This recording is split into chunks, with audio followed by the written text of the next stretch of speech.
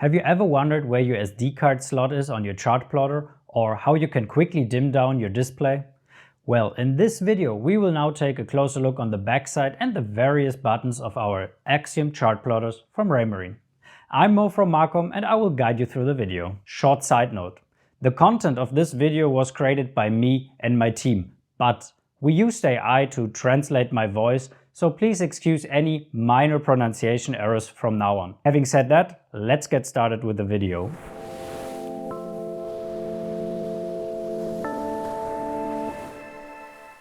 For this setup, as we have already mentioned, we have the AXIOM Plus, the AXIOM 2 Pro and the RMK10 serving as a physical control unit connected to our AXIOM Plus here in the studio.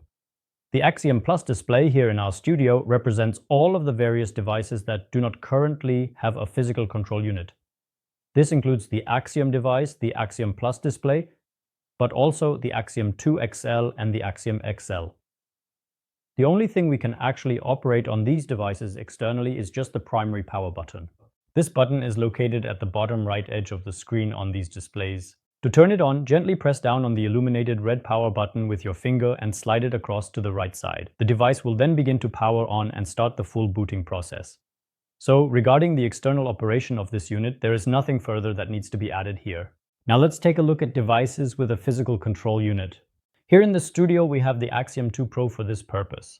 But the AXIOM Pro or the RMK10 additionally come equipped with a physical control system. So, to turn the device on, there is a button here that you use to switch the device on and off.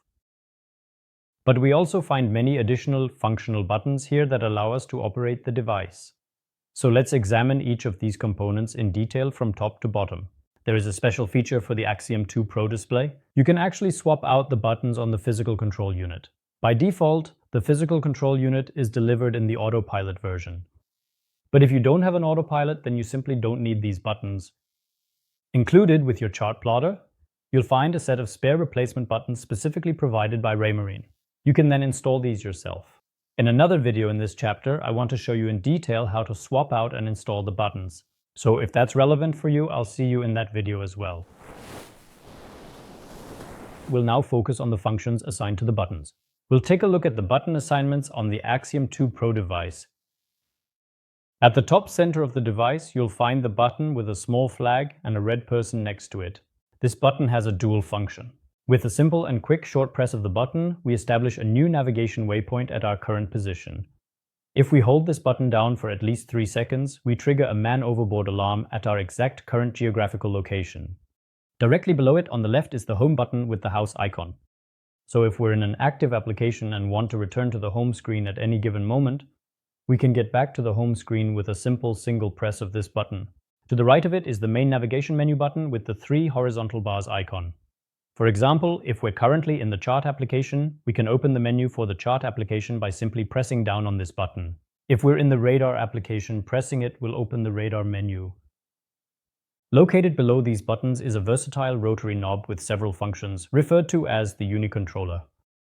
If you turn the outer ring of the unicontroller to the right, while for example you're in the chart application, you'll zoom in on the chart. If you rotate the outer ring of the unicontroller to the left, you will zoom out from the view of the chart. However, if you are currently on the home screen or within a specific menu, you can use it to navigate between the different control panels. The inner ring functions similarly to standard arrow keys. If you press up on this ring, you will move upward in a menu. Pressing down moves you downward, or you can shift the selection to the right or left in a corresponding manner. For example, if you are viewing the nautical chart and hold the ring to the right, the cursor on your chart will also move to the right. This allows you to move the cursor precisely.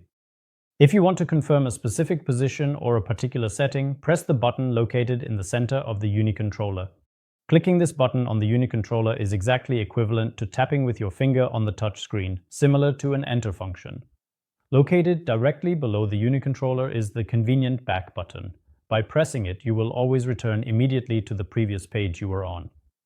Before we continue, don't forget to check the link below in the video description to get your free access to our demo course.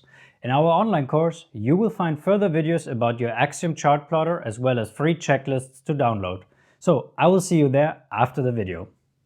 Now let's move on to the buttons used to operate the autopilot. And here we have a significant distinction between the AXIOM 2 Pro and the AXIOM Pro display. With the newer Axiom 2 Pro model, the actions of turning the autopilot on and switching it off into standby mode are conveniently allocated to two distinct and dedicated physical buttons. On the Axiom Pro display, you only have one button for this. If you simply press the control button once, the autopilot is activated. If you have activated the autopilot and want to deactivate the system, you press the same button again and the autopilot will immediately switch back into standby mode. The LED between the two buttons is also exclusively featured only on the Axiom 2 Pro. This LED serves to indicate, when it is green, that the autopilot is fully activated and currently turned on. If it is not lit, the autopilot is currently remaining in standby mode. If it blinks red, this signifies that an autopilot error has occurred. The button with the white dot located below it on the left side is a so-called user-definable button. How you can assign a function to this button, I'll show you in another video. To the right of it, located at the very end, is the power button. With this, you can power your electronic device on or shut it down completely.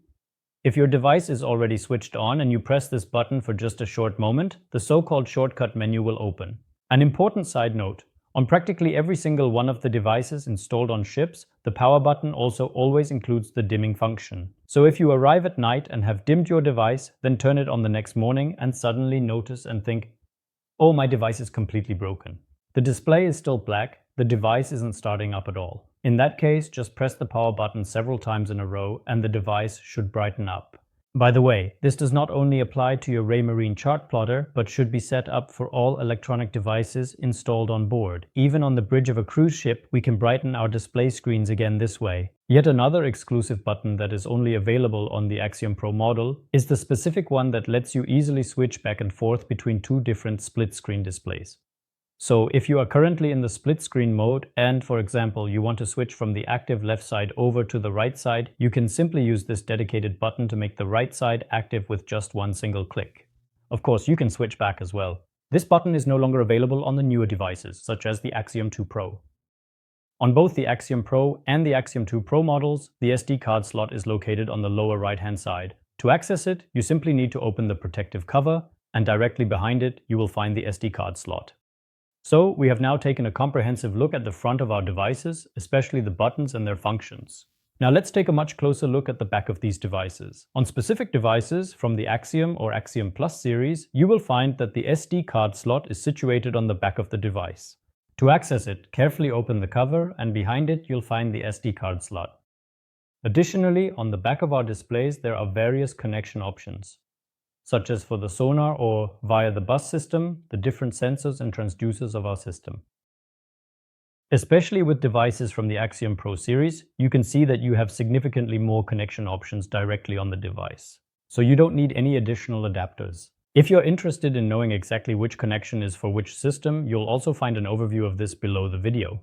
You now know which button on the physical control panel has which function and, depending on the device, where you can insert the SD memory card into the device. See you very soon.